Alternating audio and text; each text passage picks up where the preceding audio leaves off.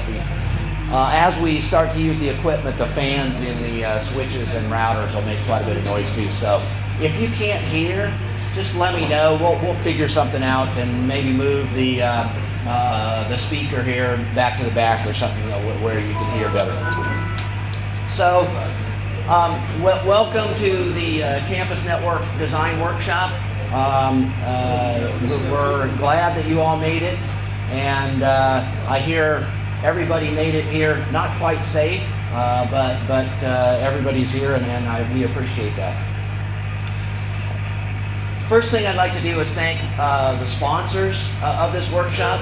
The Vice Chancellor was thanking the NSRC, and we appreciate that, but the NSRC couldn't do this without the folks who help us.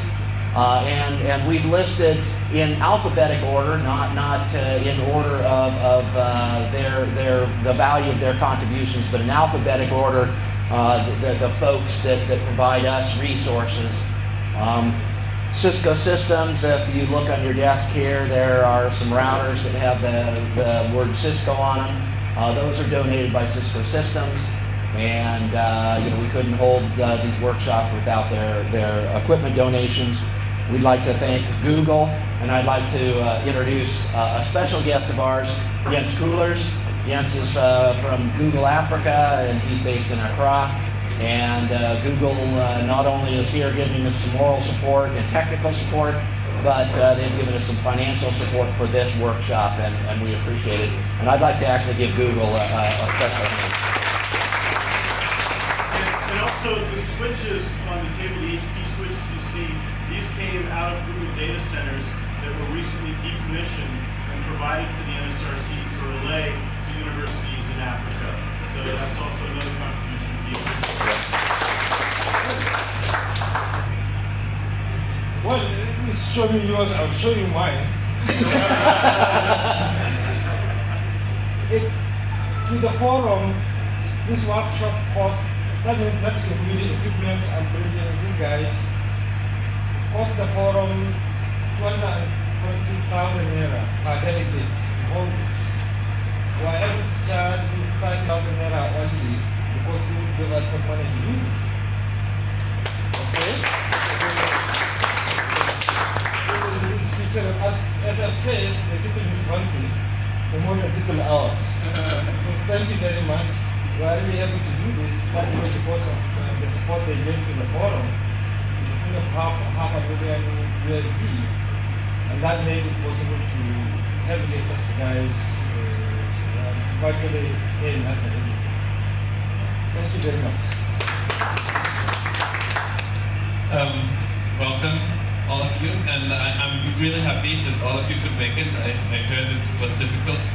I just had a bit of flooding in Ibadan. I heard some of you had much longer journeys than me, and I'm really glad that you could all make it. That you all showed up for this workshop. That you all see the value of working with this equipment, having the great instructor team we got over from the US, from Chile, and from the UK. So I hope this will be a very good workshop for you, and because we saw the value last year, the ICT Forum and NSRC are providing, Google gave these grants. That was more as a showing of gratitude for the past, but we are very happy to see that it's being used in our interest.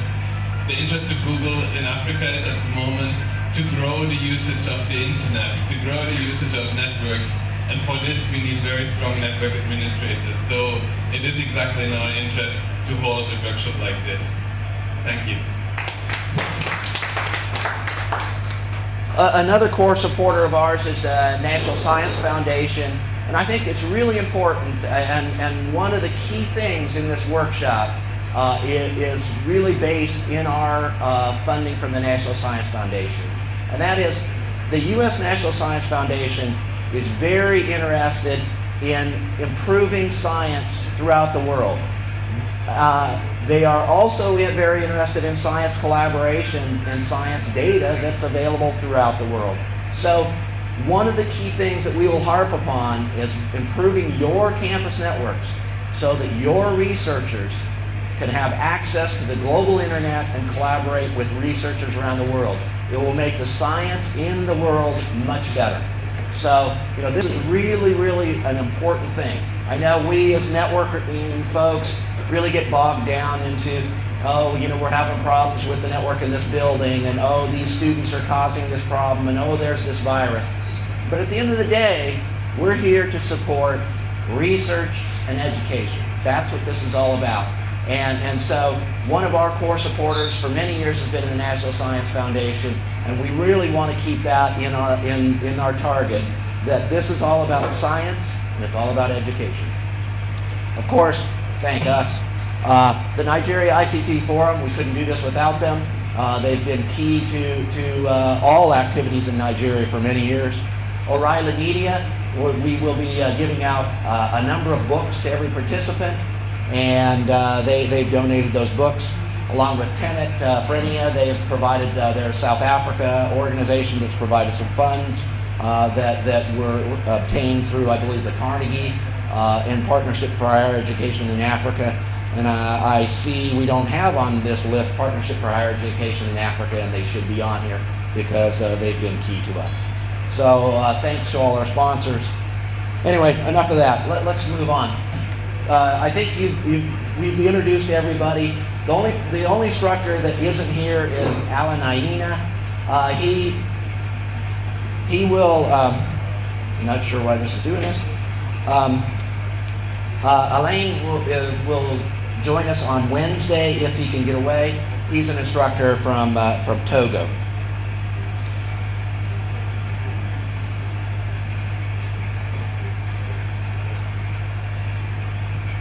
So here's some logistics. These are some things you might want to jot down. I know we'll have cable problems or something.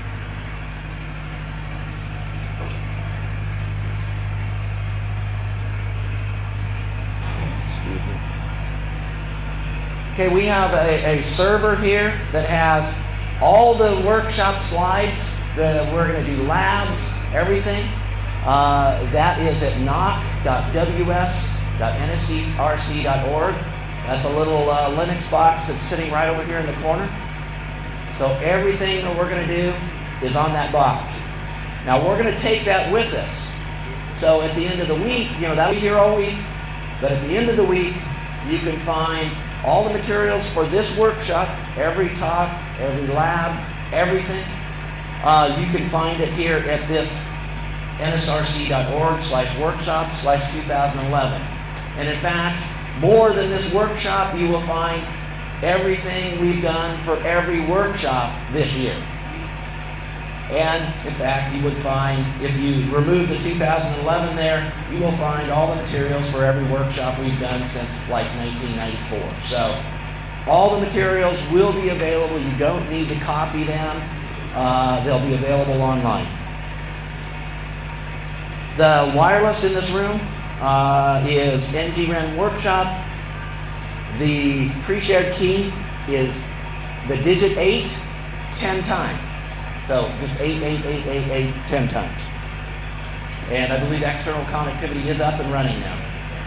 It's down now. All right, well, so we continue to have problems with external connectivity, but when that comes up, well, you can certainly attach to the workshop here, or attach to the wireless, and if name service is not running, you probably won't be able to get to the knock box, but if you go to 10.0.0.2 or 1?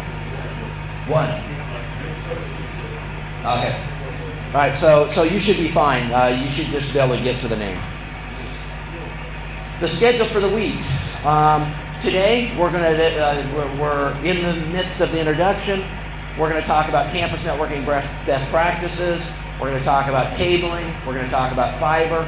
And we're going to have a few of you give presentations about your network. And we're going to talk about your networks and where you have problems in them and what you can do to improve them. Because I can tell you from my experience, now, I installed the very first internet connection in my whole state back in 1985. I've been building my campus network since 1985, and I'm not done. I still have improvements to make. So I don't ever believe that any of you have the perfect network. There's always improvements that you can make and always things you can do to make your network better. And we want to have an open and honest conversation about that this afternoon after we talk about best practices. On Tuesday, we're going to talk about switching and in building layer 2 networks. On Wednesday, we're going to talk about campus routing and OSPF. On Thursday and Friday, we're going to do BGP, and then of course on Friday we'll do some wrap up. Our schedule for the day will typically run 8 to 10:30. We'll have a morning session. And I'm not sure why we're having projector problems here. At 10:30 we'll have tea break.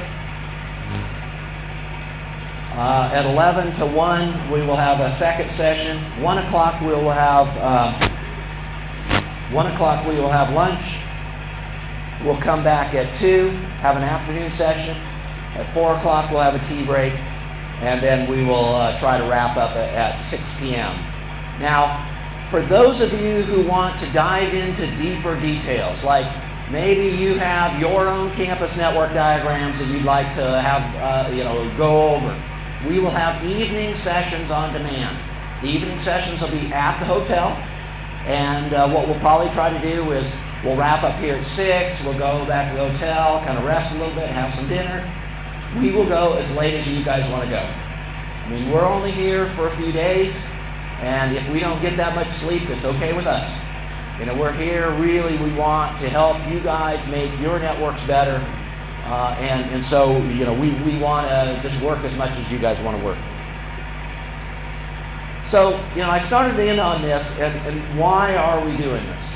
And it's really important to not get lost in the networking aspect of this.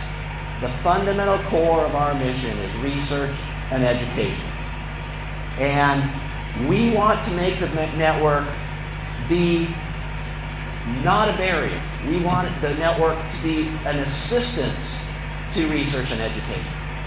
So if you have a network and you have a researcher they want to do a video conference from their faculty offices. They have a conference room in their faculties of physics.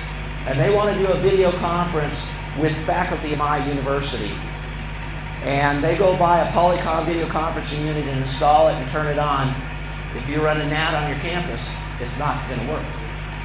So is that a way to help your researchers?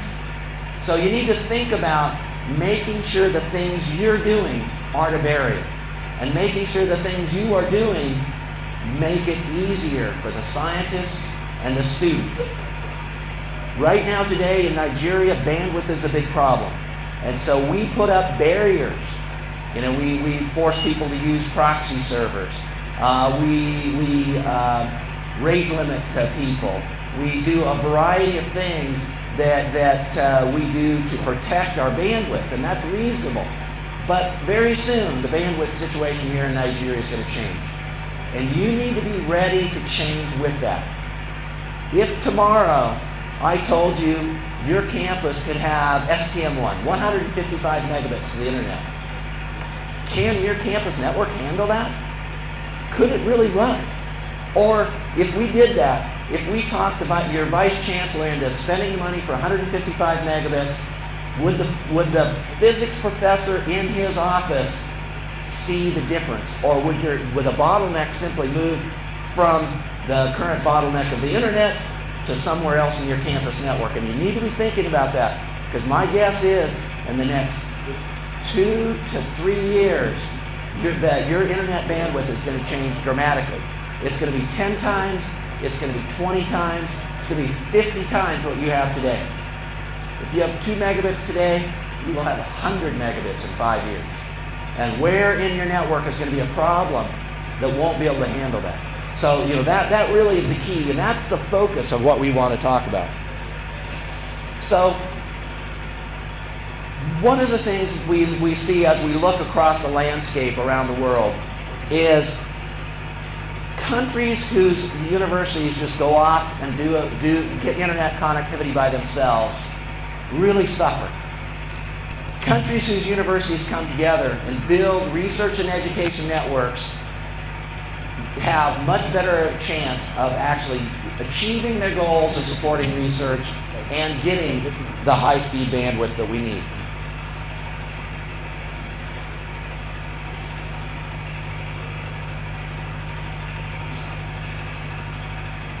So today or this week, much of our focus will be on campus networks. And why do we focus on campus networks and not the REN? I mean, because right now you all have a campus network and it works. You might have some problems with it. What you don't have is you don't have a research and education network. While we will talk about research and education network, a bunch of the week we'll talk about your campuses. And again, the reason why is we don't think your campus networks are perfect, and we think that you're going to run into problems as your bandwidth increases. So we might need to get another VGA cable. You know, even my laptop is crappy. So the reason we focus on, do we have another VGA cable? I'm thinking that we might have. Yeah, I think we might.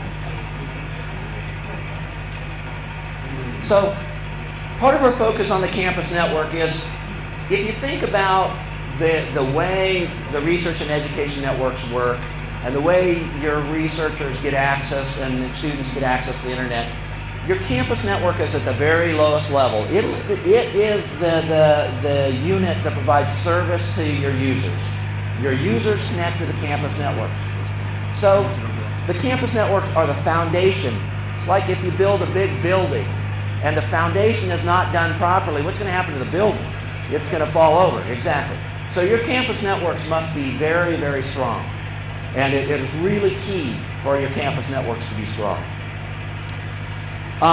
What we found as we work across the developing world is many campuses have what I would actually consider an ad hoc network. They just have a network that's kind of grown and it's built, and you know, one building had a VSAT link and the next building said, hey, I hear you have some internet, can I get some? And pretty soon there's a Cat5 running out the window to the next building, and you know, it just really isn't really well structured. And that works okay when you have a skinny VSAT link. If you have 512K, even a couple megs, probably going to work okay. When it's not going to work okay is when you get to where you have high-speed networks and you're connecting at 50 megabits or 100 megabits. It's just not going to work. So again, your campus networks are the foundation. Ad hoc networks don't really work all that well, and they're unreliable and hard to maintain. One of the key things that I want you to think about is I want you to develop a plan for your network. And maybe you don't have the funding for that plan, but you got to have a plan. You got to have a vision for where you're taking it. Because if you don't know where you're going, how are you ever going to get there at the end of the day? You know, if your vice chancellor came to you tomorrow and said, here's $50,000, what are you going to spend on the network? You should already have a priority list, and you should know exactly what your next steps are. Because if you're out lost in the jungle, and you don't have an idea where you're going, when you're taking steps heading there, how are you ever going to get there? And it's the same idea. Unless you have a good idea where you're going, you're never, ever going to get there. So, you know, we want to really today and throughout the week give you a roadmap for the kind of things you ought to be thinking about, and we want you to develop a plan. We want you to be saying, oh, I need single mode fiber to every one of my buildings. I need core routers. I need managed switches. I need network management systems. I need, you need to have that list of things. You need to be prioritizing them so that when you get resources, you can start moving along. Okay?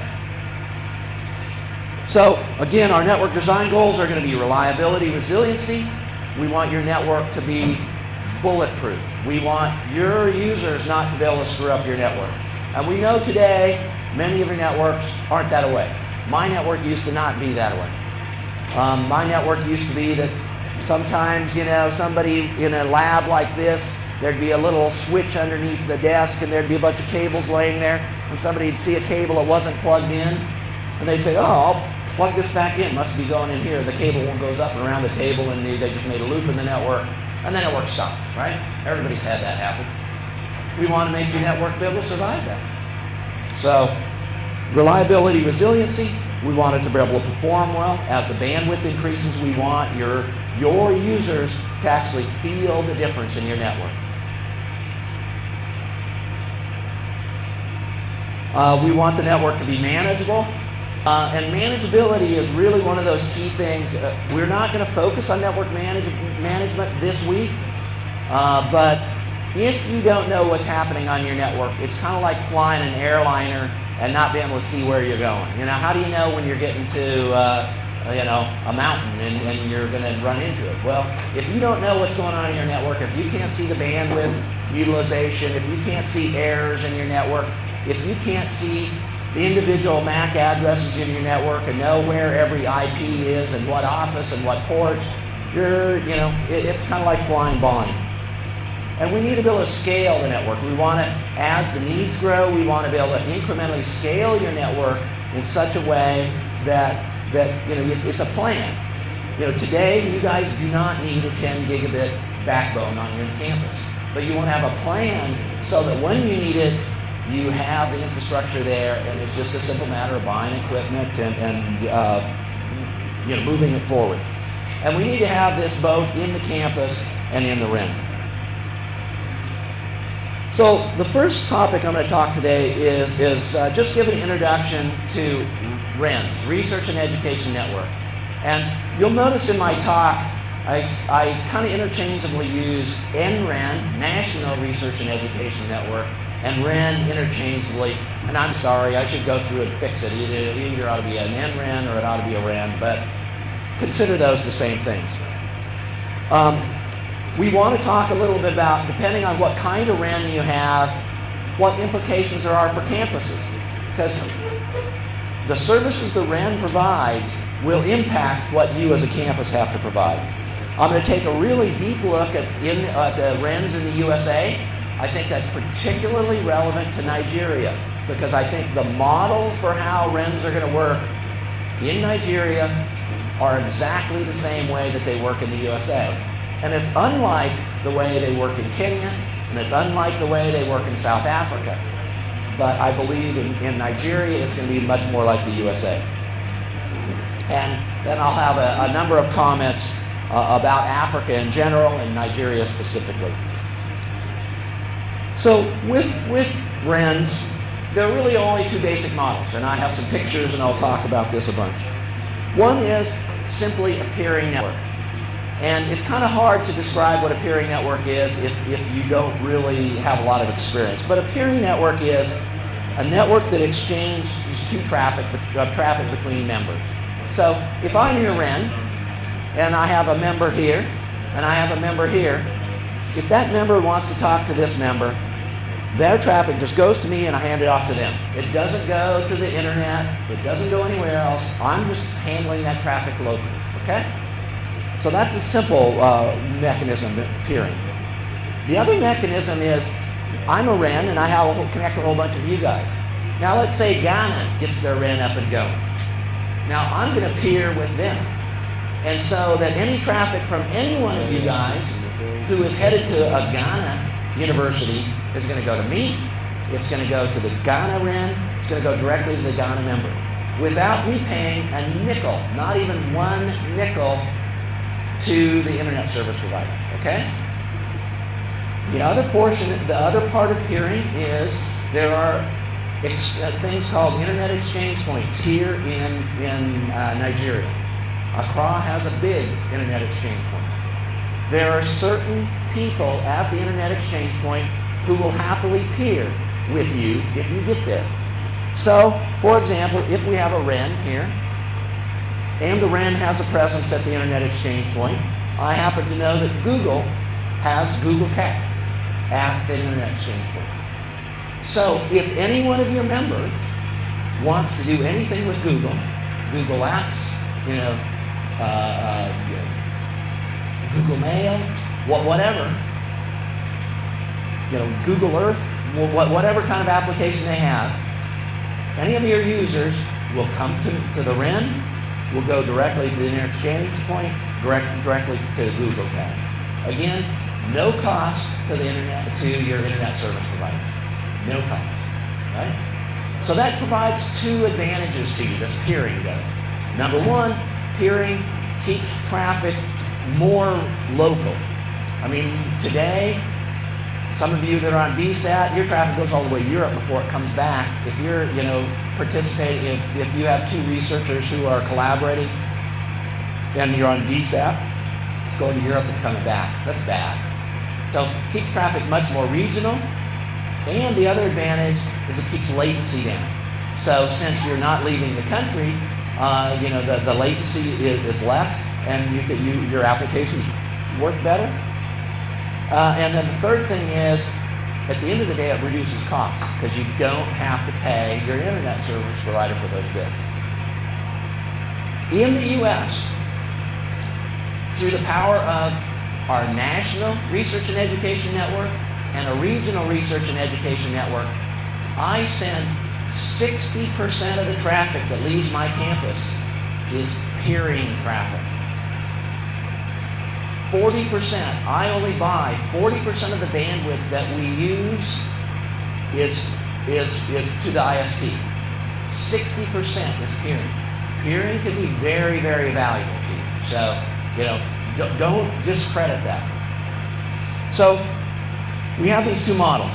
One is the REN is a peering network and simply carries traffic to its peers, but it does not carry internet traffic. You, as individual members, still have your internet connection, all right? So every campus will have an internet connection, every campus would have a connection to the REN. That has profound implications that we'll talk about in a little bit. The other model is the REN actually is your ISP. They provide all the peering, of course, but they also give you internet access. That is simpler for your campus because there's only one way out. You simply go to your REN. All right? So, and it's similar to what some of you have today. I know some of you have multiple ISPs, but the REN as the ISP is much more similar to what you currently are doing today. So here's a little quick diagram of the REN as a peering network. We can see the REN over here, and it has a connection to a member, and the member also has a connection to the internet. And of course, this could be multiple ISPs. We could have an ISP here and an ISP here, and of course, at some point, those ISPs are connected to each other. Otherwise, the internet is partitioned, right? So, but the key is every member has two ways out. They have the internet and they have the REN. Now, the question is how much traffic will the REN take? Well, it depends on who the REN peers with. One would hope that the REN would peer at the exchange point in Lagos and get to the Google Cache, and there's a number of ISPs there, then they'll peer with them. So really trying to keep traffic locally in the country that is in the country. So if people are at a cyber cafe, in downtown Efe, that is just served by an ISP that ultimately peers at the exchange, and it would come directly here without going out of country. Right?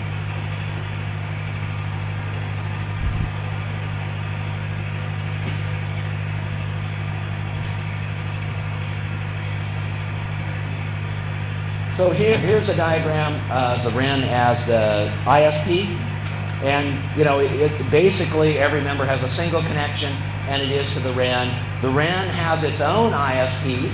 Now it might have multiple, so that if one ISP is having trouble, you still have internet connectivity. It would be peering with other RENs. For example, it might be peering with Ghana through WAC-REN, or it might be peering with Géant in Europe, or peering with Internet 2 in the US. And of course, it would be connected to the Internet Exchange Point. Now, this is a picture of the regional REN in the United States that I run. I run the REN that serves the state of Oregon. And it provides connectivity to all universities, all primary and secondary schools. Most government offices in the state are connected to my REN. And everybody is connected this way on their ISP. I have multiple upstream providers. So I have several internet service providers, and I have connections to Internet 2. I have multiple connections to various exchanges, and you know, the customers see that as just I'm kind of their ISP. Now the interesting thing is I only pay for this connection here. This is the only thing that really costs me money per bit. I only charge them that traffic. So if this member is buying 10 megabits, it means 10 megabits to here. If they're connected to me at a 100 megabit link and they want to run 100 megabits to here, they could do that. It's fine with me, right? Because I'm not paying for it. It's free, exactly. And if and when you guys get to that point, there's well-known techniques for doing that, about how you do that, because the way you do that is kind of a trick. You have to mark all the traffic, all the packets that come in this way get marked with some special tags, and then you rate limit those tags on the downstream link. Okay? So again, back to peering. I want to make sure that everybody understands this. It's exchange of customer traffic. Now, what peering won't do is if we have a REN here in Nigeria, and we have the REN in Ghana called Garnet, and Garnet is connected to an exchange point. Garnet will not allow us to get to this exchange point. That would be called transit, right? Because we're going from our REN to Garnet. The only thing Garnet will give us is access to their customers. It won't give us access to networks on the other side of them, right? It's very important. Peering just means I'm going to give you access to my customers if you give me access to yours. So it really comes back to the ISP model. In the REN world, I don't want to call you guys customers. You're not customers. You're partners. You know, you're REN members. But you know, in essence, you're just allowing, when two networks peer with each other, you're just giving each other access to each other's customers. This really requires, it kind of sounds simple on the surface. You look at it and say, oh, well, you know, all I just need to know is what those networks are, and, you know, I'll send them that way. It really is not that simple. And we're going to spend a day and a half diving into how exactly you do this. The end of the day, when you have two directions, you have two paths out of a network. And when we're peering, notice if we had this picture, so we have a Nigeria REN here, we have Garnet here, and which is Ghana, and then we have KNUST, which is a university in Ghana. This NREN will have a connection to the internet. So this NREN will be able to see KNUST both this direction and this direction. So it'll be able to see it through the internet and through Ghana. Why do you pick one? All right, how do you pick which direction to go? Because I can see two directions that will get me there. How do you pick and why? It's really a key issue. And to make it matters worse, if you have the full route, the full set of internet routes, not quite sure how big the routing table is these days, but it's probably 350,000 routes, maybe 400,000 routes. If you see the internet, most of the internet in a couple of different links, you can easily have 1 million routes in your route. You can have 1 million paths that go to the different networks. And many networks you'll be able to see on every one of your exit links. So, you know, let's say we have 3 exit links, 3 links that we can head, you know, out of country. And we'll be able to see, you know, you would be able to see the University of Oregon on your commodity internet links and your research and education links. How do you pick? And it's not an easy problem.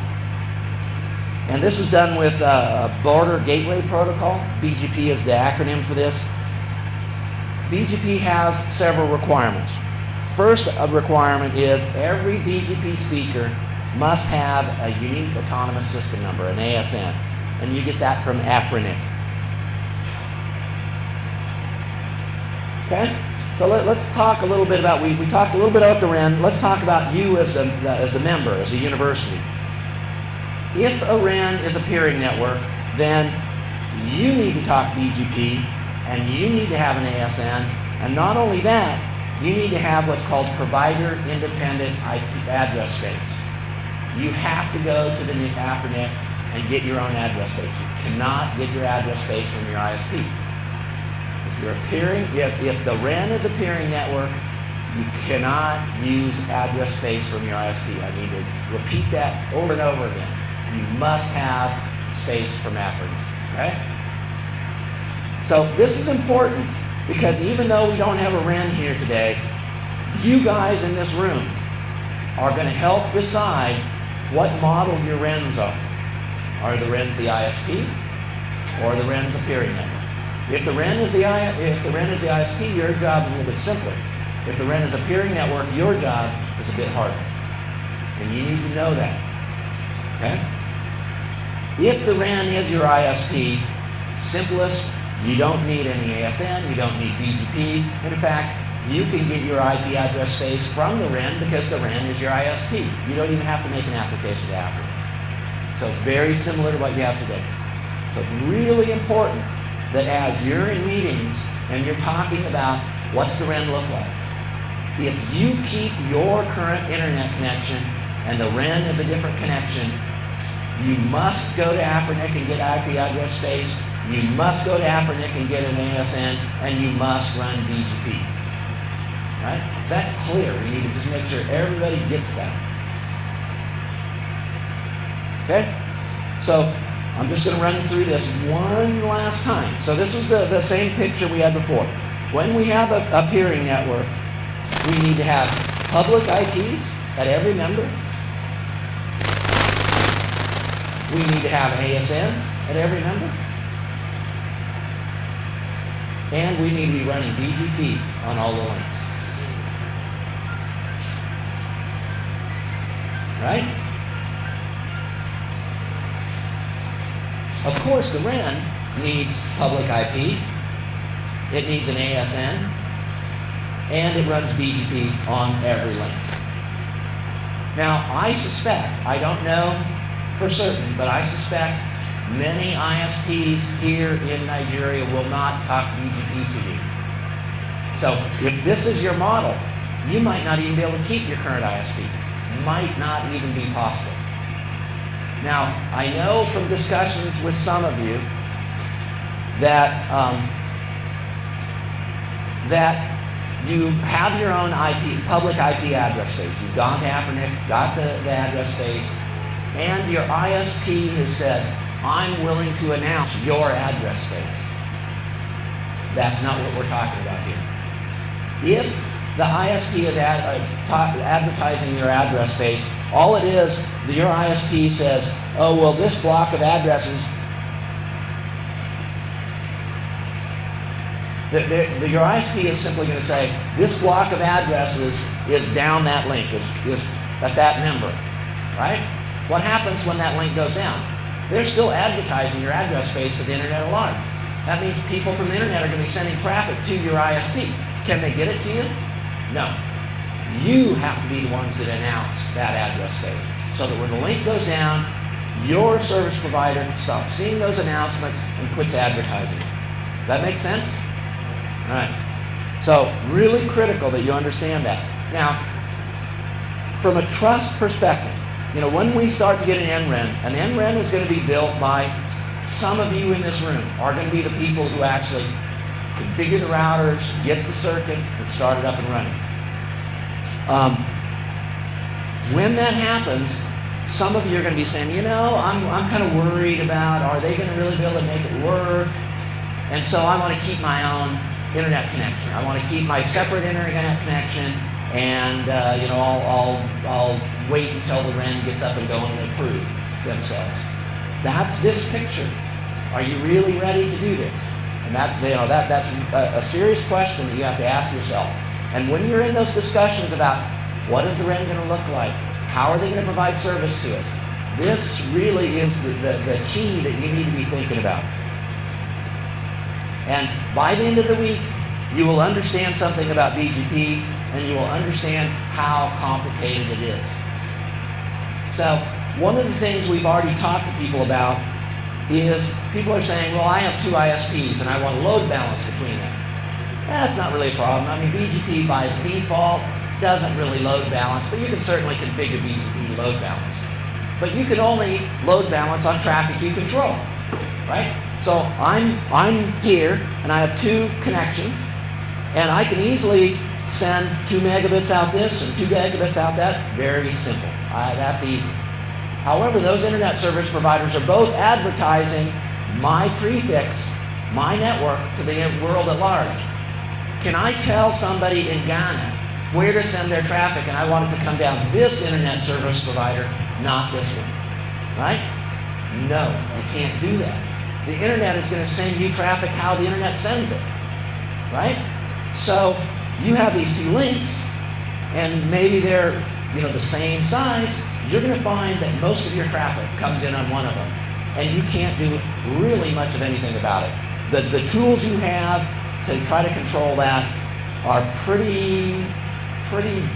they're not very granular. It's really hard to fine-tune that. And notice that it's your inbound traffic that you care about. People aren't necessarily saturating the outbound side of their links, they're saturating their inbound side of their links. So it doesn't work as well as you really might like it to. I think we really having technical difficulties we really need to resolve. So the REN as the ISP. Let's talk about the requirements here.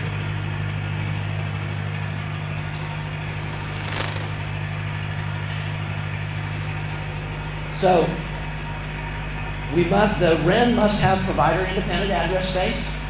The REN must have an ASN, and it must talk BGP on all of its links. That's it. That's all the requirements. Your campuses can pretty much stay the same way they are. If you have provider independent space, great, it works.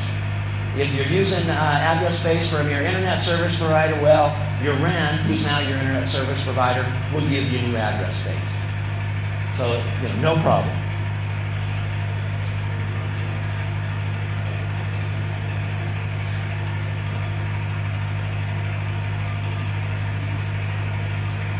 Okay. So again, and sorry to belabor this, but I want to make sure that everybody just understands exactly what the requirements are with the different models. So in any case, no matter whether it's peering or ISP, all NRENs have to have their own ASN, all NRENs must run BGP, and all NRENs must have provider independent address space. The difference is with the members. Okay? So, as you guys are thinking about forming an NREN, the question really is why do people around the world, why is almost every country in South America and every country in North America and most countries in Asia, all countries in Europe, why do they all have NRENs? What's up with that? Well, those of us who have NRENs find several examples, several key benefits. One is to enable things that wouldn't normally be done. So, if we didn't have NRENs, I would guarantee you that some of the research that happens today would not happen without NRENs. And the reason why is if I had to pay for every bit that left my campus, if I had to pay per bit, I would, when some physics researcher starts to do work on the Large Hadron Collider in Switzerland and he downloads a terabit of data, I would be saying, hey, you need to pay me. Pay me for that. That's a lot of data. You've used a lot of bandwidth. Pay me, right? That's a barrier to research.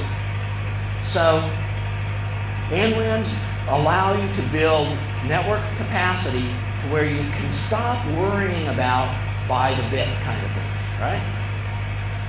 The other thing that we find is cost savings. And NREN is a key set of your collaborators that you can use as a buyer's club.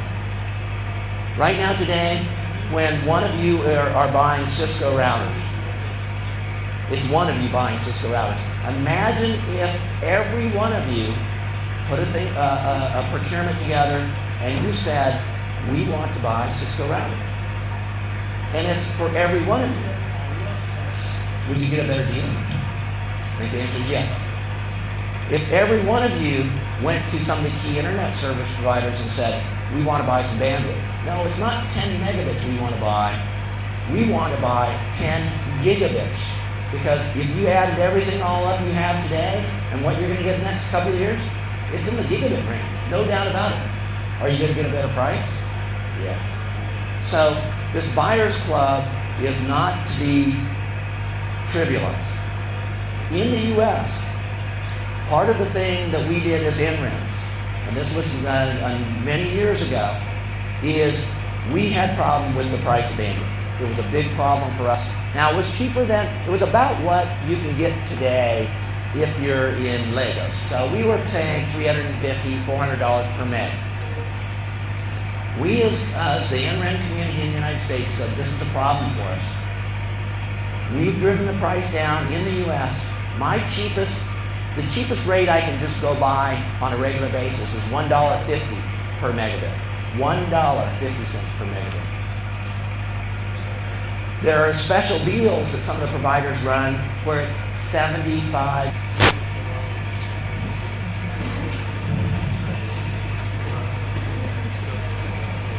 Kind of hoping that Nigeria has some kind of country REN and that maybe the regional REN is a thing called WAC REN. And WAC REN will connect to other networks around the world. We don't really know how that's going to shake out because this is still all in formation. An alternative REN design, and this is one, somebody forgot to draw a little cloud around the NREN piers there. This is one I think that might be particularly relevant here in Nigeria. Some countries don't have a national REN that connects to their members. They'll have a national REN, but it doesn't connect to any members.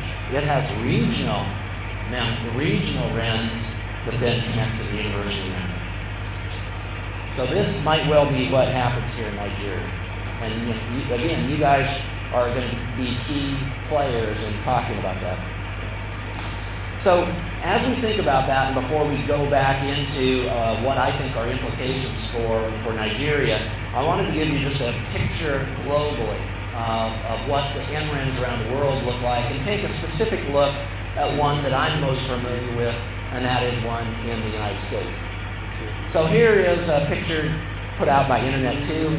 It's a very US-centric map. It puts the United States right in the middle. If you do look at the Géant version of this, it puts Europe in the middle. Different people have different views. But these are international links that connect various NRENs around the world together. This map is a couple of years old. It's not showing Kenya, who is currently active, and they are connected up London. But it's not showing the regional REN in South America because the connection goes here.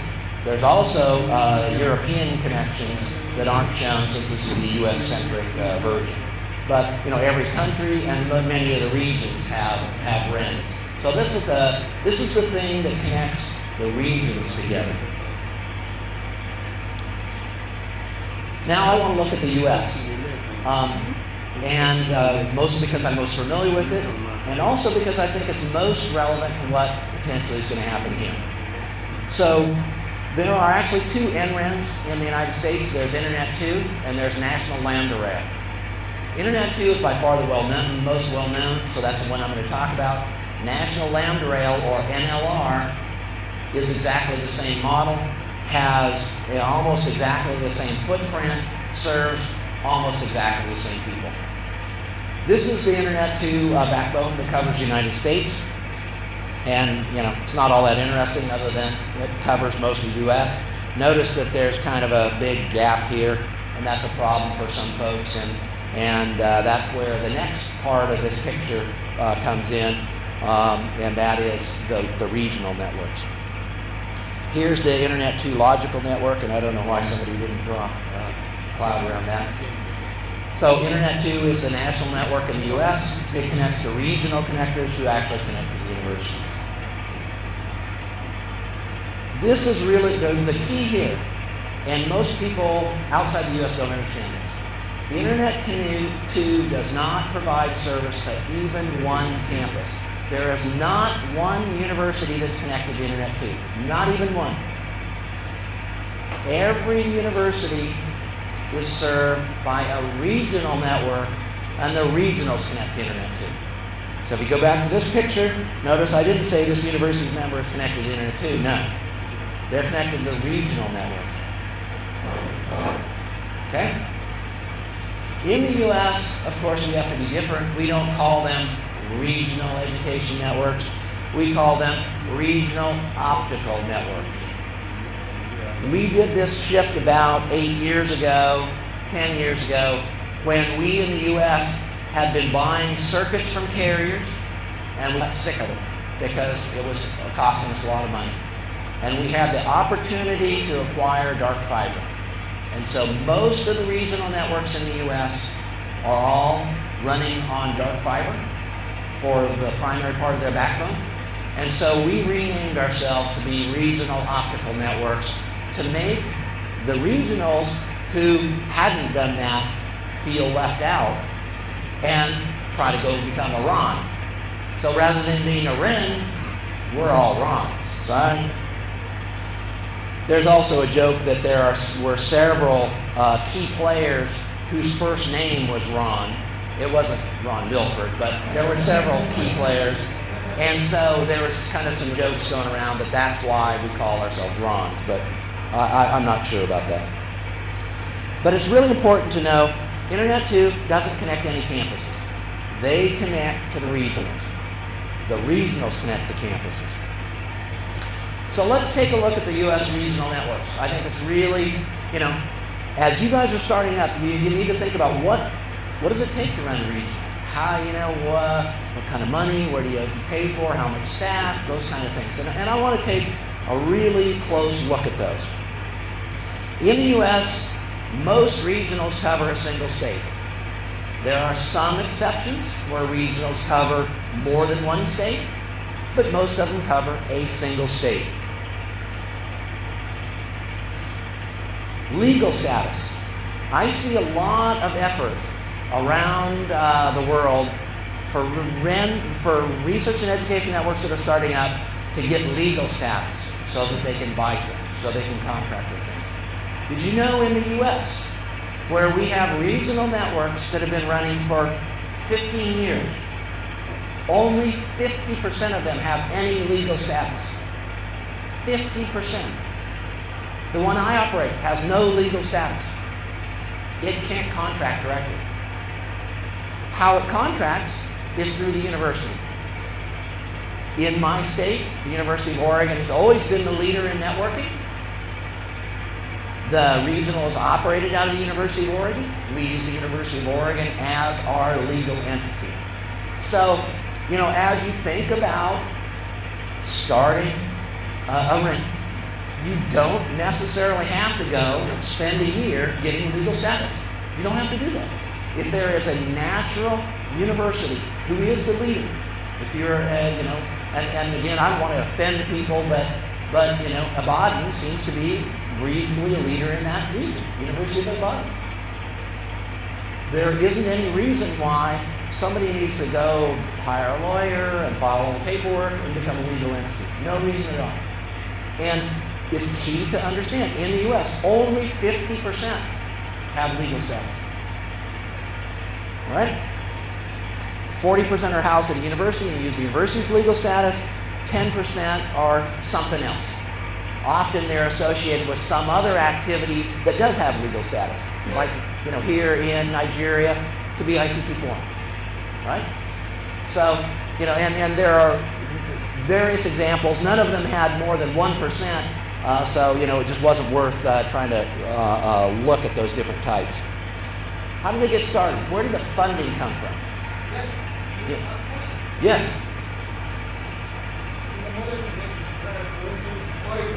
Yes. I suppose it was the national leader that was the program. Is able to show numbers Yeah. So we weren't considered a national leader. We were just a leader in our state. While I participated in the national forum, we're not a national leader, and I don't have any national initiatives coming out of the University of Oregon. So it was just within our state. Within our state, there are 4 large universities, and we just happen to have people who worked well with others, made collaborations, and for some places it's going to be very hard for you to say, oh well, University of Ibadan is my ISP, because that's in Oregon. Every university in Oregon, I am their ISP, right? You have to build trust, and you have to be seen as somebody who is not out for their own good. So it's hard. And often the reason to form a separate legal entity is precisely because you have 2 universities, or there's not quite enough trust that the university, the University of Oregon is not going to take your money and spend it on other things. And the way we do it is we're extraordinarily transparent. Every bill I get, I send a copy of it to my partners. And again, I don't send it to every elementary school or every secondary school. They don't really care. They just see us as ISPs. It's the other universities who really, I treat as partners. Every bill I get, I send it to them and say, we're splitting this, and here's how it's going to be split. Every year I present a budget and show what's going to happen with all the money.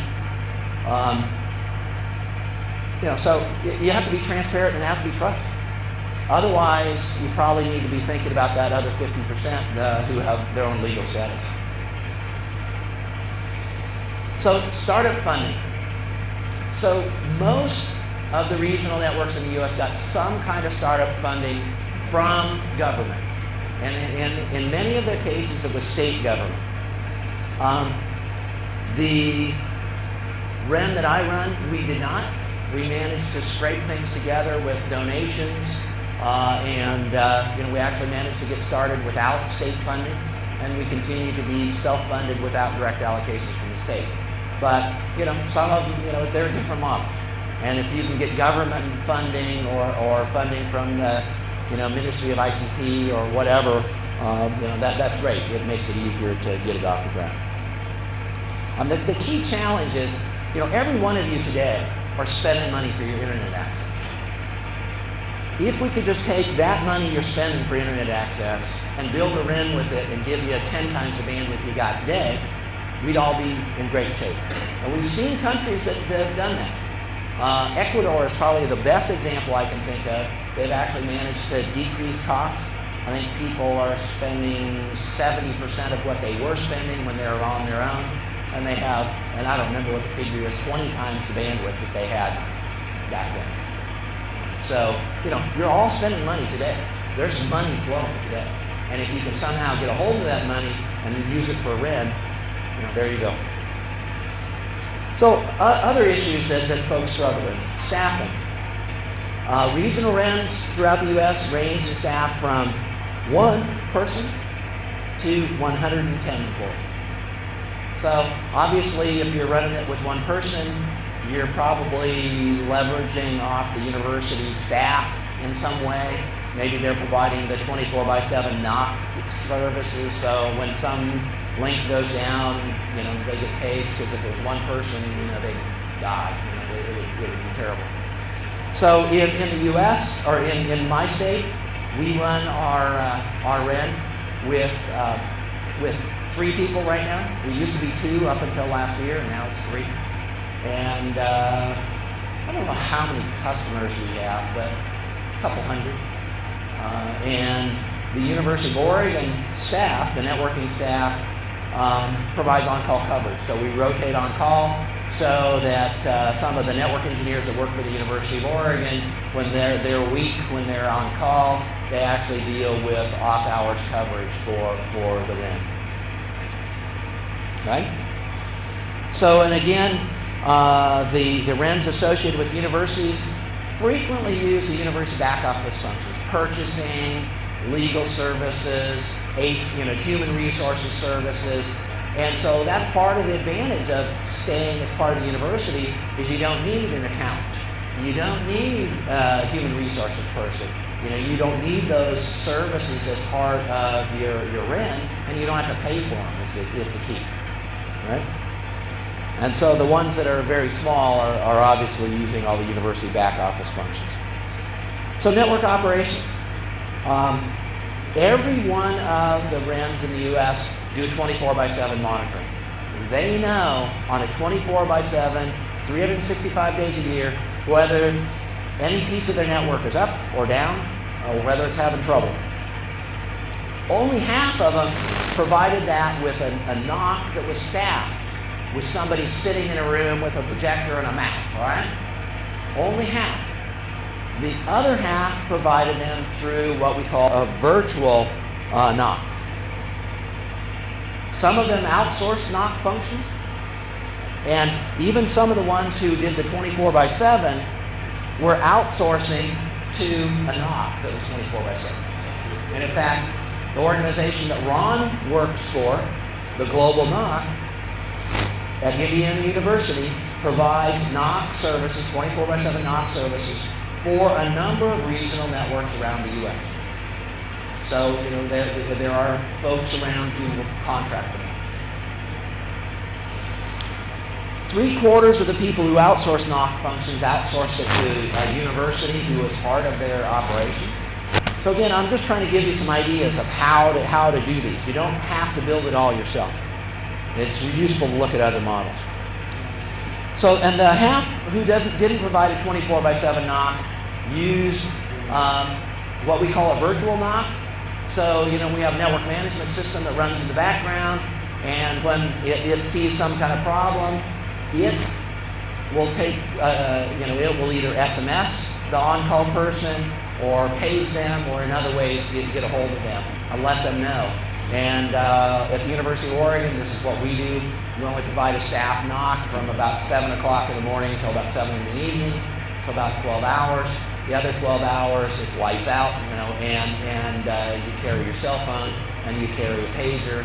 And up until 3 years ago, I was actually in an on-call location, so I'd get waking up at 3 o'clock in the morning, and I'd have to, get up and turn on my computer and try to figure out what was happening and call people to get things fixed. So let's talk about services in the U.S. So every REN, of course, is providing IP transport services to the U.S. national network. Otherwise, there wouldn't be a REN. So every REN provided connectivity to internet too. Every one of them. Not all of them were the ISP though. Some of them actually did the peering model. So there are some very classic examples. So the REN in the state of New York, NSRC, does not provide IP services. They are not the ISP. Every university in the state of New York has their own connectivity. The NSRC simply provides peering. Many of the RENs provide other services, and this is kind of where you get the value add and where you can react to the needs of your members. And here in Nigeria, Nigeria is a big country, but if indeed we're going to do state or couple state RENs, if in a region video conferencing is really important, the REN can be the one who ramps up and gets to where they understand video conferencing. They can have the video conferencing bridge services. They can be scheduling video conferences. They can be the ones who run them, not your individual campuses. But again, the REN ought to be dictated, the services they provide ought to be dictated solely on the needs of the members. But here are some of the services that we've seen RENs provide. So video conferencing, voice over IP services, business continuity and disaster recovery. As your universities grow and become more and more and more reliant on ICT, what happens if your data center burns down? What happens if you have a fire and all your the computers with all your student records and all your payroll records burns up? Well, disaster recovery and business continuity is a big deal. One of the things we see RENs do is they either run their own data center or they coordinate data center space, and every member can lease some space. They can have some equipment somewhere else. And notice if that somewhere else is connected to the REN, and the REN has the model that transit inside of the network is free, the access from your university to that data center is free. You're not paying by the bit for that. Okay? Email hosting. So there are a couple of classic RENs in the US that provide email for all of their members. Web hosting, and I already kind of mentioned data center space when I was talking about disaster recovery. So just an example of some of the services the REN can provide that you guys wouldn't have to worry about as members, or that you as members can leverage. So let's talk about how do they price their services. So some of them are state government funded directly.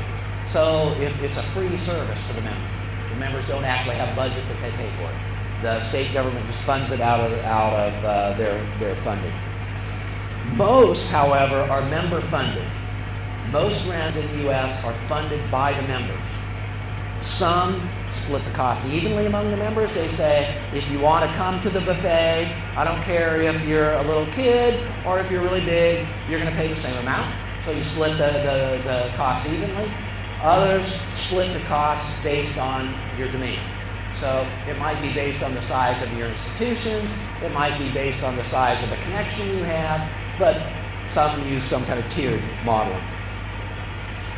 And most who provided these other services, video conferencing, VoIP, those kind of things, most who provided these other kinds of services charge separately for those. So if the service was kind of free or there was some flat rate for the service, that would be the IP services. That would be the IP connectivity, and virtually everybody who had provided other services charged for it. Here's another interesting factoid, and that is most provide connections to other people other than universities and colleges and polytechnics. Many of them provide connections to local government. Many of them provide connections to the secondary and primary schools. So, as you think about your REN, don't think about just the universities and polytechnics and colleges. As you mature and grow, I will bet you get connections to hospitals and other kind of public-oriented kind of things. So, I'm done talking about the US now. Let's talk about Africa a little bit.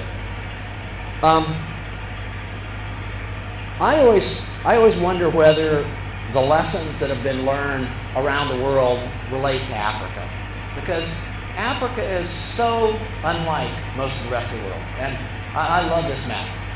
And people outside of Africa don't understand this, but Africa is absolutely huge. I showed that picture of the U.S. Well, Africa is, it's the U.S., it's China, it's Western Europe, it's India, it's Argentina. I mean, it's bigger than all of those places combined. So Africa is absolutely huge. So I always wonder what lessons that we learned around the world can we really apply to Africa. Now, Nigeria in particular, I think, maybe lessons learned in the United States can be used in Nigeria, because I think Nigeria is socially and culturally different in its different regions. You do have autonomous states that you know what state you're from, and in that way it's much like the U.S. And perhaps the U.S. lessons learned do apply. So I want to talk a little bit about fiber capacity. And I've talked to some of you individually about this, but right now bandwidth is a big issue here in Nigeria, as it is throughout much of Africa. And let's look at what we think is going to happen here. So, international fiber capacity came very late to Africa. Until 2 years ago, there was only one undersea cable. 1 year ago, only one cable served West Africa. Right? When you have one provider, what kind of pricing do you get? Really bad. Right? Next year, by the end of next year, you will have 5 cables serving West Africa and 5 cables with cable landings in Lagos. So the price differences you saw from a year and a half ago to today are with the introduction of one cable. Right now, you used to only have SAT3, and I have some great maps I'll show you. You used to only have SAT3. A year ago, you guys got main one. And what happened to pricing? Pricing way down. Glow one is here, but people are not yet using Glow one. In the next 2 years, or in the next year, 2 more cables will come live. So you're going to have 5 competitors, and the pricing is going to change dramatically. So this was 1999. This is what the undersea cable capacity to Africa looked like. Everybody was VSAT. In 2001, the SAT3 cable was installed, and indeed it did serve West Africa. But notice that East Africa had nothing until 2009. So in 2009, July of 2009, the CCOM cable went live in West Africa, or in East Africa. Then the TEAM cable went live to between Kenya and Fujairah. Main one. Now this is not quite the situation you are in today. You're actually in this situation, which it has Glow one. But Glow one was fairly recent, even though it landed at the end of the year last year. They're having trouble getting capacity out there. Really, the prices you're getting are based on main one. Right? So what's going to happen here moving forward? The next thing is WAX. WAX is supposed to be live, and I have not found a recent status update, but it will come live very soon.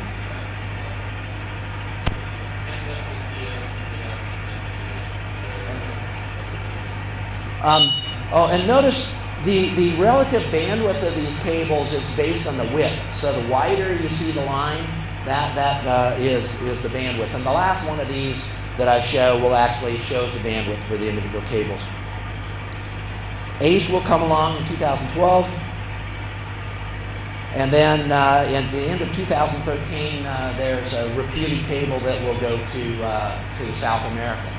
So, we go from, having one cable a year ago to having essentially 2 right now very soon. This is what the picture is going to be. And remember, the width of the lines is the relative bandwidth of the cable. So, essentially today, this is where we're at. In a couple years, you're going to be here. Life is going to change, and it's going to change dramatically. And the key thing is your networks better be ready. If you have any 100 meg devices, any devices that only can handle 100 meg between your users and the internet, you're in trouble. And you better start thinking about how you're going to fix that.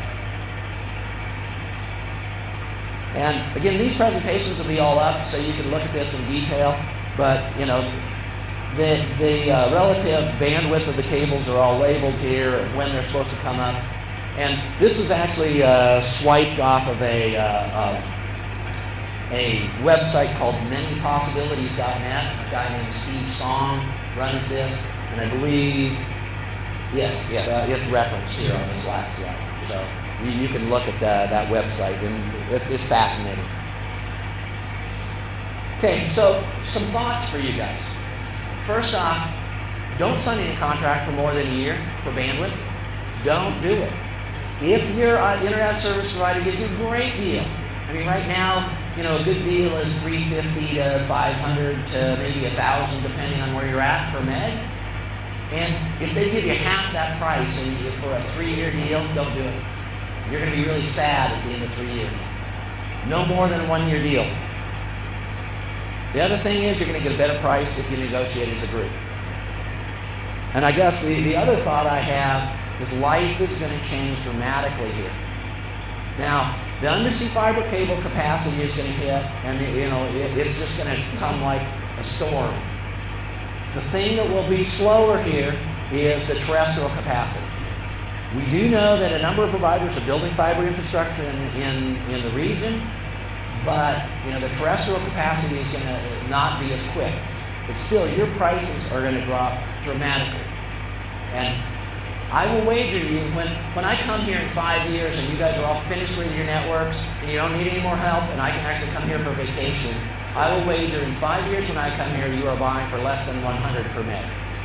Less than 100. Okay? So, here's my thought about what Nigeria looks like, which is exactly the way Internet 2 looks. You have some national backbone. You have your regional clusters, and you have your university members. The national backbone connects maybe to WAC-REN, we don't know. Connects to other places as you're on Internet 2. So this is, I think, potentially what Nigeria might look like. But again, don't take it from me. You guys have to decide. It has to work for you.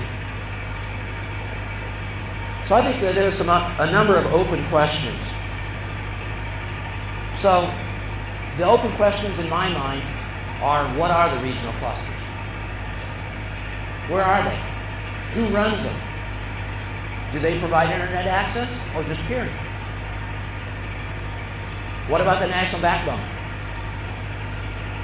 Will there be one? Or will the clusters provide their own international connectivity, and will they just peer amongst themselves? If there is a national backbone, who will operate it? Maybe this is the World Bank project, I don't know. And if there is a national backbone, how will they connect to the clusters? Will the national backbone have fiber infrastructure that goes and connects to every cluster, or will it be something else?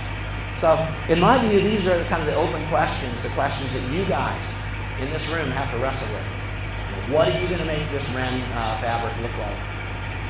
Okay. And I think that's all I have for this session. All right. So let's go ahead and take a break. And any questions? Yeah. Questions? I've answered every question you have. Yes.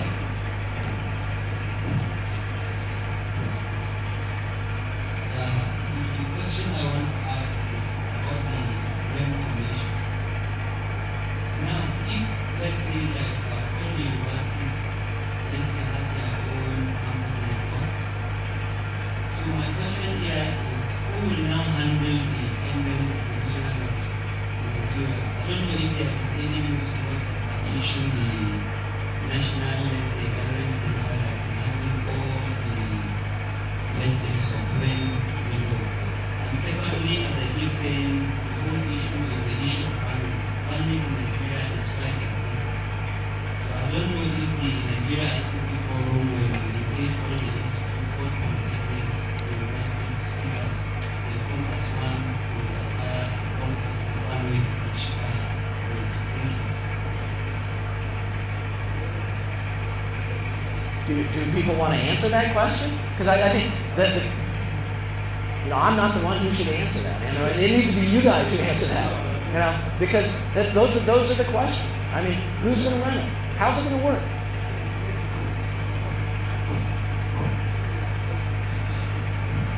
Thank you, sir.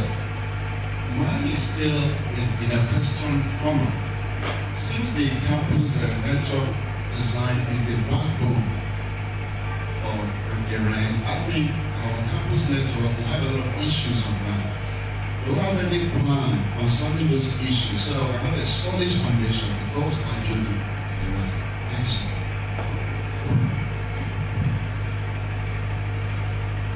Well, and that's a big part of this workshop is we really want to have you guys have some solid understanding of the best practices of how to build a campus network.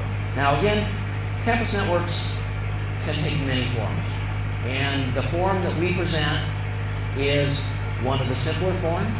It is one of the tried and true forms that has worked many, many places. It's one of the most cost-effective forms.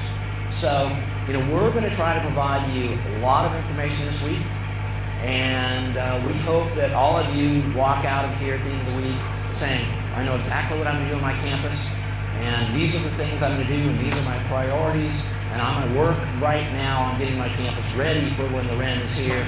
And I also have some ideas about what the REN is. I know who my neighbors are. Most RENs in the U.S. were formed by a number of universities just getting together and saying, we have a problem. And how are we going to solve this problem?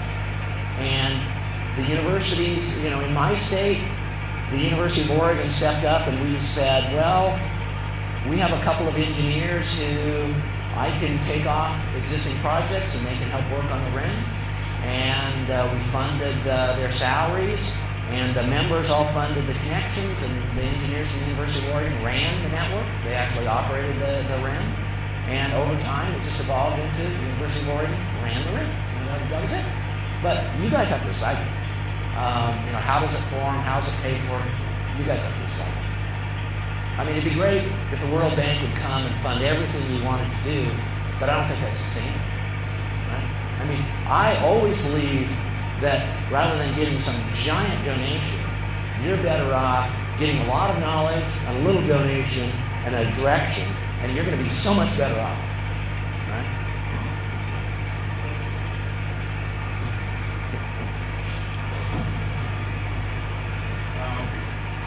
My question is on the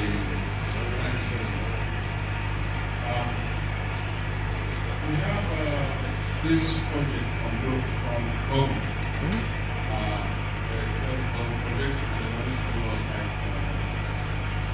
Then it's called 100 megabits. But the issue is there are many enables. Right. Network exchange configurations. Now, I'm in a meeting, so I need to have permission to have that access my university network. And the most unfortunate thing is the easiest one we look at is using private from the existing service providers. Now provided no and I do is giving us about 20 billion naira or just 10, just for 1/10 of what we want to give us. So if we multiply that by 10, simply my university cannot afford that kind of money to do that. Now, what is the likely solution? So I will answer it, and then Jens can respond.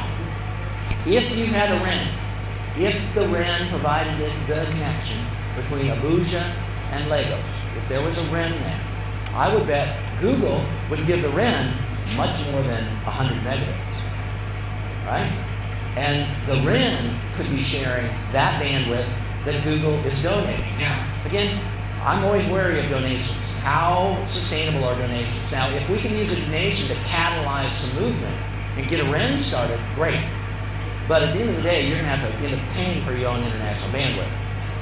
But if there was a REN, you wouldn't have to worry about getting to Lagos, and you wouldn't have to worry about getting to Lagos, and you wouldn't, and you wouldn't, and you wouldn't, and you wouldn't, and you wouldn't, right? If there was a REN. So if you had a REN, problem solved.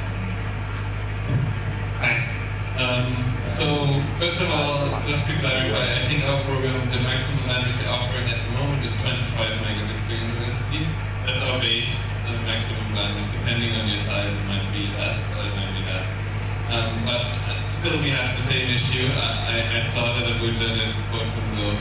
What we see on the one hand is once you go up with the bandwidth a lot, the prices local providers don't go up a lot. Actually, you might get 45 megabit at DN3 for the same price as 2 E1s 4 megabit. And then the issue is the local service provider, they need to understand they're giving this to university, they cannot get this for usual commercial pricing. We started some discussions with the universities quality, we really want to count this as an effect from the universities, that you work together in your efforts. I think there's something with the Bandwidth Consortium.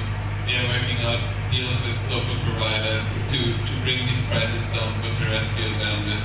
So you should talk to the Bandwidth Consortium, we should talk to the Bandwidth Consortium, you should talk to other universities in your area, because if we can group that together, the price will go down more. And prices are not where we want them to be, for sure. That's why even on the local side, you should make a contract for more than a year, so in a year you can renegotiate. But the most important thing to see is if everyone works together and in trying to get a good price, the good prices can be there.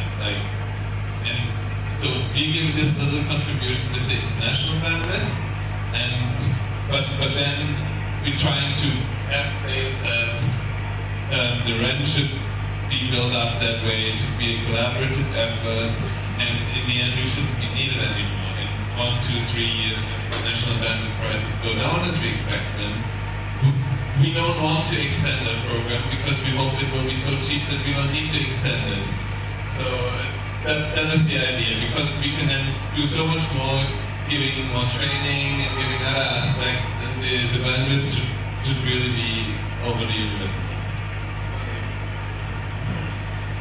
I'm going to talk as an insider.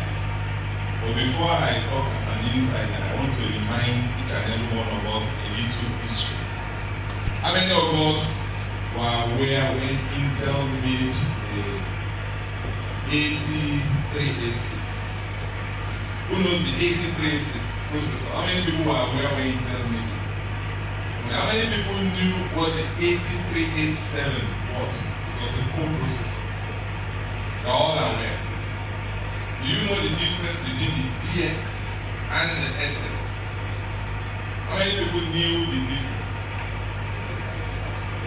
The DX was everything, and the SX was a crippled version of the DX, which was made just because people wanted something cheaper. So they made all of them DX in the factory. And because people said, oh, it's too expensive, we want it cheaper, then they crippled it and sold it at a cheaper price. The truth is that is the way back with is fine. Because you want an E1, which is 2 megabits, your provider actually carries the easiest chunk they can carry, which is 45 megabits, closest to you, and they give you 2 meg out of it. So in economic value, they are taking money from you that would have provided 20 or 25 megabits, and they charge you that much in exchange for 2 megabits because you asked for 2 megabits. Okay? So it makes sense for you to take the bull by the horn and look for enough people to use 45 megabits and just walk up to your provider as a buying club and say we want 45 megabits. By the time you look at the pricing, you will be paying something ridiculously cheaper than your 2 megabits. It gets more interesting. How many 45 megs are in 155 megs? How many? 3. Okay. You are going to find out that the pricing for 155 meg is about 1.3, 1.4 times the pricing for 45 meg. Does that make sense now? So the point is that your going alone is what is limiting your ability to drive down the price. And the answer then is, who is responsible for driving down the price? Can you answer? Who is responsible? Is it the provider? It's you. And then somebody asked that what is being done to drive down the price. Bringing you here alone is a fantastic step to drive down the price. Now you have to play your part. And I will tell you as this workshop evolves, the most critical thing you need to do to play your part is to open your mouth and open your mind. You keep those 2 things shut, then we are delaying doing things and it's your fault. Thank you.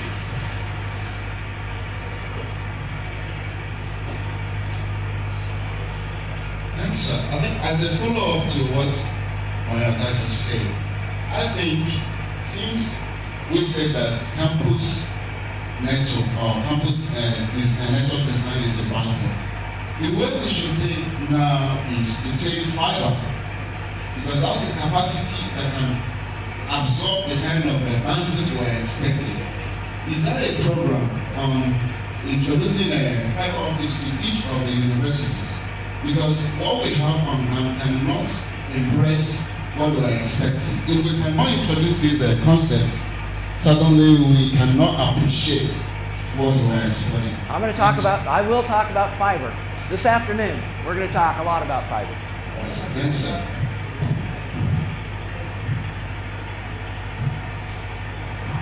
Was it last year, Bali organized a workshop in fiber in this area? Organized a workshop that now concluded. I think was it 13th or 14th June this year? Last month.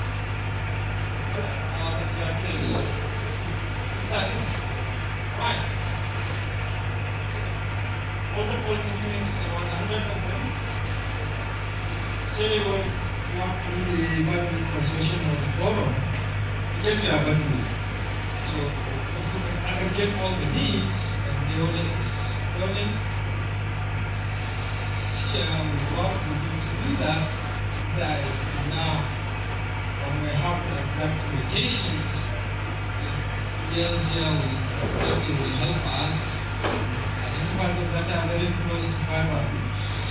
Maybe that's how we start about who runs it. Ask a few guys to tell us how you want to do it, but it will be the most complex processes. Coming from handling those kind of responsibilities, you must sort out that's what the officials. We are all focused on we get adequate, but otherwise then we will limit everyone. Okay? But you're right. I mean, every campus must have a fiber backbone. Unless your campus is one building that is within so that every office is within 100 meters, you must have fiber in your campus. Absolutely. The next game, you must get fiber from the provider. And it must be fiber into your campus, not wireless to their fiber presence. So, as you grow, fiber is definitely in your future. Sorry, from what has been said so far and from the way things are going, I believe that there will be a lot of decisions taken here today in terms of the NREN from the nature of the discussion so far. But I just want to borrow a bit from my university, for instance. I don't know what's the situation in the University of Oregon. But in the University of California, where I come from, the network administrator does not take decisions.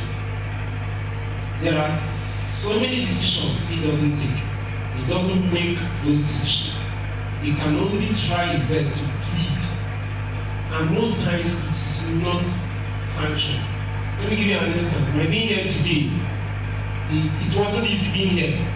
In fact, it was on Friday night, Friday, that my Vice Chancellor finally approved my being here after so much noise.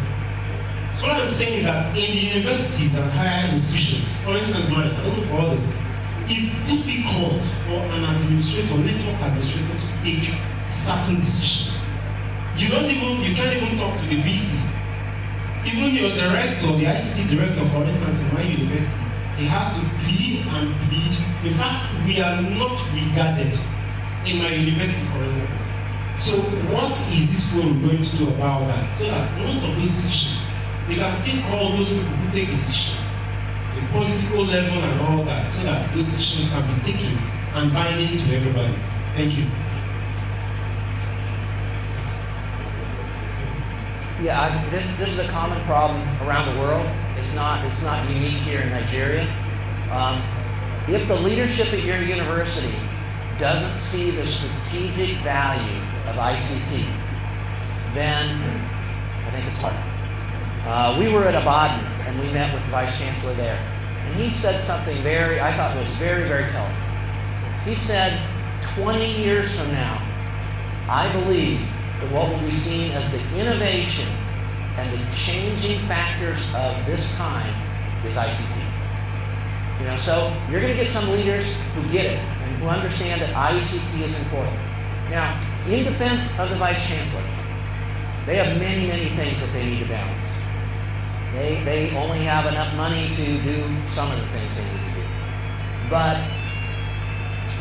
I think this is where the forum who talks with higher level officials can help in that just educating the Vice Chancellors about the importance of ICT and what an important role it takes. And it takes investment. You can't do this with no money and no resources. You can't. So, I understand your problem. But I don't think there's any magic answer. Hopefully you get a director who is effective at talking to your Vice Chancellor and a Vice Chancellor who understands the strategic importance of ICT. When I was in Nagpur district next to University of Nigeria, we spent yesterday on discussing this same kind of issue. I was informed by discourse of Arabic. Let's know what the problems are. You do a workshop. In fact, in the case of the technical education sector, it was directed to requested the forum to organize this. Okay? We can organize one. This is best done if we bring all the problems to that. Open and address it. Okay? Mine is based on how much do you invest and how do you run a private thing from sound thinking you have private and sound goes to cheapest around this interesting now we have parents teachers around this part. If they want to government and like it to control them,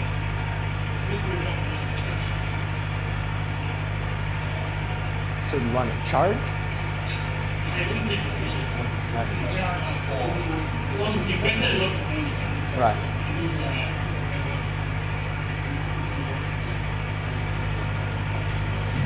So just so I understand, your university installed the fiber and paid for it, and its potential to be used by other universities. I think that's a political problem, not a technical problem. On one hand, that's a sunk cost. That money's done. It's done. Your university saw that was an investment that could be used for your own purposes, and you're using it. Hopefully you installed more than 2 fiber strands, and if there are additional fiber strands, potentially, they can be used if those other universities purchase equipment to be placed on it. This is a political problem, really. I think that you need to talk to your university about whether you need to recoup any costs. Now, here's the thing that would really be bad. If you went to the providers and you went to the provider and said, hey, what will you charge for an E1 between this university and my university?